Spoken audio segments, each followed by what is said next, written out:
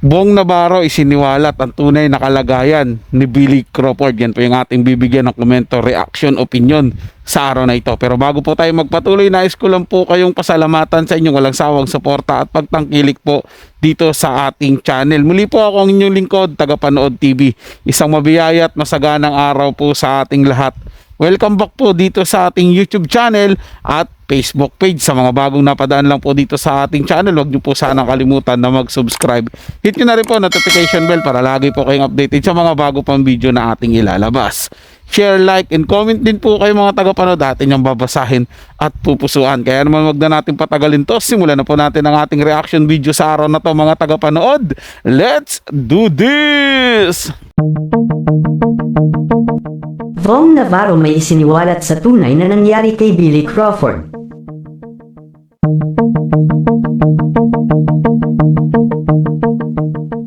Hot topic pa din na ngayon sa social media kung ano nga ba ang tunay na nangyari ngayon sa actor-host na si Billy Crawford. May ilang balita nga ang lumalabas ngayon patungkol sa aktor na nagsasabing tuluyan na nga daw na namaalam ang aktor. May ilang balita namang lumabas na nasa matinding problema na pinagdadaanan ngayon ang aktor. Dahil na din nga sa ilang larawan nitong kumalat sa social media kamakailan lamang. Halos hindi na nga makilala dito si Billy dahil na din sa pagbagsak ng katawan nito na tila may malubhang karamdaman. Maraming nagsasabing mababaka sa mukha ng aktor ang mabigat nitong pinagdadaanan ngayon sa kanyang buhay. Samantala ngayong araw naman ay nakarating sa amin ang malungkot na balita na ayon nga sa balita ay isinugod sa ospital si Billy sa hindi pa matukoy na dahilan. Nakita na lang daw nga ng asawa nito na si Colleen Garcia na walang malay ang asawa nito sa kanilang silid. Agad ngang itinakbo sa pinakamalapit na ospital si Billy, labis ang pag-aalala ni Colleen Garcia para sa kanyang asawa dahil halos lantang gulay na umano ito nang dalhin nila sa ospital at hindi pa din ito gumigising hanggang sa ngayon. Hindi naman sinagot ni Colleen ang tanong ng media kung ano nga ba ang totoong nangyari sa aktor kung bakit ito biglang isinugod sa ospital. Sa ngayon na ay wala pang inilalabas na detalye ang pamilya Crawford hinggil sa tunay na kalagayan ng aktor sa ospital. Samantala maging ang mga kaibigan ni Billy ay labis din ang pag-aalala para sa nangyari sa aktor, lalo na ang matalik na kaibigan ni Billy na si Bong Navarro. Matatandaan na nagsimula ang kanilang pagkakaibigan sa It's Showtime at hanggang ngayon na kahit wala na si Billy sa nasabing show, ay walang nagbago sa samahan ng mga ito.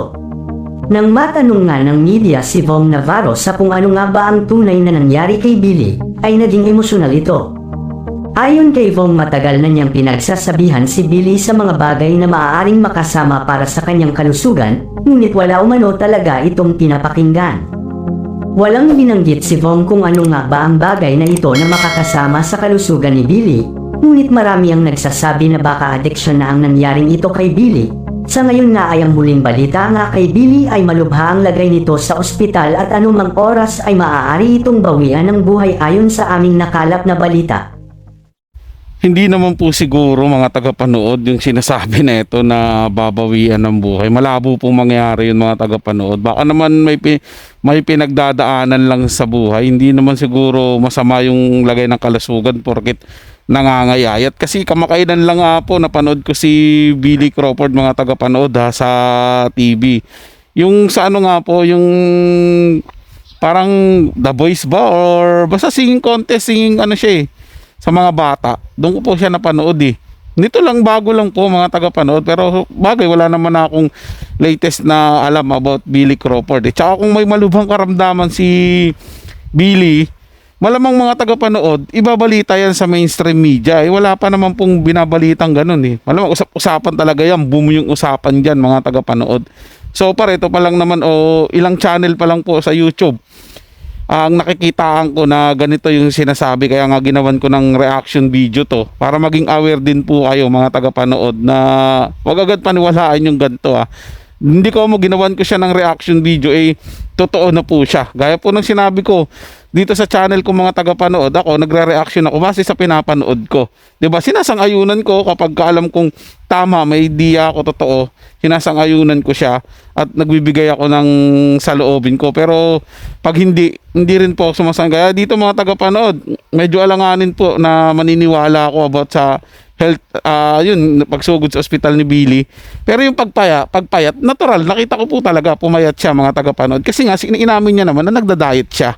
Yun lang po yung para sa akin mga tagapanood. Kayo po mga tagapanood, anong masasabi nyo sa balitang ito? Comment lang po sa comment section, pag-uusapan natin yan. So yun lang po mga tagapanood, nagustuhan nyo po yung ating talakayan sa araw na to. At kung kayo bago lang po na napadaan dito sa ating channel, huwag nyo po sanang kalimutan na mag-subscribe. Hit nyo na rin po notification bell para lagi pa kayong updated sa mga bago pang video na ating ilalabas.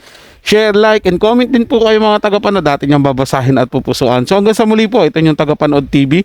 Komento at opinion lamang, wala pong personalan. Paalam po at mabuhay po kayong lahat.